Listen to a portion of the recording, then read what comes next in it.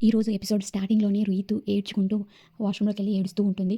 Demon Pawan అదే పనిగా రీతు రీతు ఏడవకు, ఫీల్ అవ్వకు, మనమందరం ఉన్నాం గదా! మేమందరం చెప్పాం కదా! ఫీల్ అవ్వకు అని చెప్పేసి ఇచ్చేస్తాడు. తను అలానే బయటికొచ్చి అదే విషయం గురించి అందరితోనూ డిస్కషన్ చేస్తూ ఉంటది. నేను నా కోసం వాడు ఆడాడా? అందుకే కదా నేను పవన్ కళ్యాణ్‌తోను కూడా నేను ఆర్గ్యూ చేసింది. వాడు నా కోసం ఆడలేదు గేము అని చెప్పి, నేను నీ దగ్గర మాట్లాడలేదు కదా! నిన్నెవరన్నారు రీతు అని చెప్పేసి పవన్ కళ్యాణ్ రిప్లై ఇచ్చాడు రీతుకి. కరెక్టే కదా! ఆయన డిస్కషన్ డెమాన్‌తో, డెమాన్ నువ్వు 2 గ్రూప్స్ దగ్గర ఎందుకు డీల్ పెట్టుకున్నావు?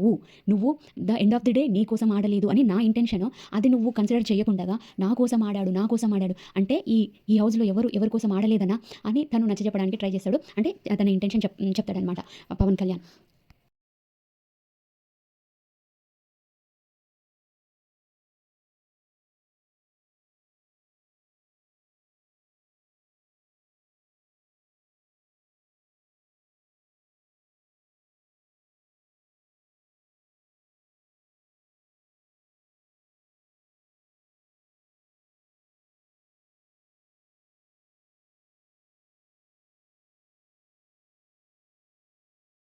ఇక్కడ మెయిన్‌గా తనుజ వచ్చేసి పెద్ద స్టేట్‌మెంటే ఇచ్చింది అని నా ఫీలింగ్. ఎందుకంటే ప్రతిసారి డెమాన్‌ని రీతుని కూర్చోబెట్టుకొని తను ఎక్స్‌ప్లెయిన్ చేస్తదనమాట వాళ్ళిద్దరికీ.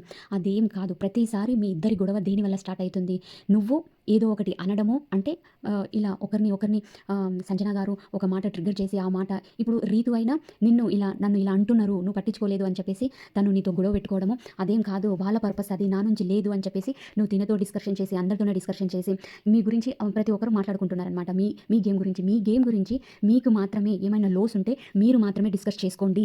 పక్కన వాళ్ళ దగ్గరికి వెళ్ళొద్దు అనే ఇంటెన్షన్‌లో తనుజ డెమాన్ పవన్‌కి, రీతుకు చెప్తుంది. కానీ నువ్వు ఆమెను ఓదార్చడంలో ఈ ప్రాసెస్‌లో మీరు డిస్కషన్ చేసుకునే ఈ ప్రాసెస్‌లో మీ గేమ్ నువ్వు ఆమె గురించే ఆడుతున్నట్టు బయటి వాళ్ళకి కనిపిస్తుంది. అందరికీ కనిపిస్తుంది. నువ్వు రీతు కోసమే ఆడుతున్నావని చెప్పేసి అందరికీ కనిపిస్తుంది అని చెప్పేసి ఆహ్, స తనుజ చెప్తుంది. అది యాక్సెప్ట్ చేయలేదు.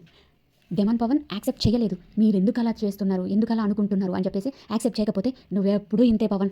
ఆమె పర్పస్‌లో చెప్తుంది అని చెప్పేసి రీతు అనడం, మళ్ళీ నువ్వు చెప్పినా అర్థం చేసుకో అని చెప్పేసి ఆమె అనడం. కానీ ఇక్కడ ఎవరు టార్గెట్? పవన్ కళ్యాణ్‌కి అలా అర్థమయ్యిందని ఇండైరెక్ట్‌గా ఈమె చెప్తుంది. మీ గేమ్ ఇలా అర్థమవుతుందని చెప్తుంది. పవన్ కళ్యాణ్‌ని టార్గెట్ చేసినట్టు అనిపించింది నాకు. ఇమాన్యుయల్, డెమాన్ పవన్, సంజనకైతే బ్రతిమిలాడతారు. అంటే నార్మల్‌గా ఇలా చెప్తారు మంచిగా. ఏమని, నువ్వు ఇప్పటికైనా ఆ మాట వెనక్కి తీసుకో. వెళ్ళి రీతుకి సారీ చెప్పు. అలా అనడం కరెక్ట్ కాదు. నీ ఇంటెన్షన్ ఏదైనా గానీ నువ్వు మాట్లాడిన విధానం మాత్రము ఆ సిట్యుయేషన్‌లో అలా మాట్లాడడం కరెక్ట్ కాదు. ఒకవేళ నీకంత తప్పుగా అనిపించుంటే నామినేషన్‌లో చెప్పే మాట కాదది.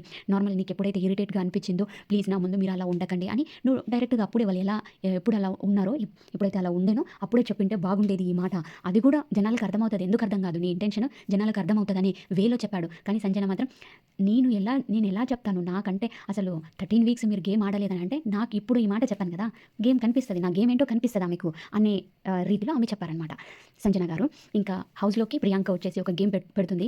దాంట్లో అందరి ఒపీనియన్ తెలుసుకున్న తర్వాత పవన్ కళ్యాణ్ మాత్రం ఒక మాట చెప్తాడు. నేను మళ్ళీ ఫస్ట్ టైమ్ నేను ఎలాంటి సపోర్ట్ లేకుండా అంటే లాస్ట్ ఎండ్ ఆఫ్ ద గేమ్‌లో నేను సపోర్ట్ తీసుకున్న. హౌస్‌మేట్స్ నాకే ఏసారు ఓట్స్. కానీ సెకండ్ కెప్టెన్ కూడా అవ్వాలని నాకుంది. నా కోరిక కాదు, మా మమ్మీ కోరిక అని చెప్పేసి చెప్పడం వల్లనో లేదంటే అందరిలో ఈయన డిస్కషన్ ఈయన కన్వర్జేషన్ నచ్చడం వల్ల ప్రియాంక పవన్ కళ్యాణ్ సెలెక్ట్ చేసుకుంటది.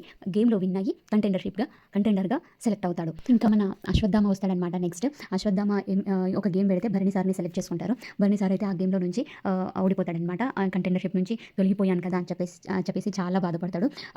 నార్మల్‌గా తనుజ వచ్చి no problem, it's okay, that's fine అని చెప్పేసి తనని మోటివేట్ చేస్తదనమాట. పర్వాలేదు, నార్మల్‌గానే ఉంది. ఎలాంటి ఇష్యూ చేయలేదు దివ్య.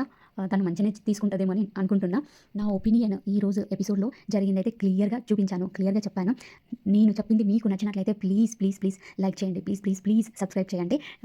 ఇంకా నాకు తప్పు అనిపించింది మాత్రం అందరి వేలో తప్పు అనిపించింది మాత్రం నేను కంపల్సరీ చెప్తాను. Thank you.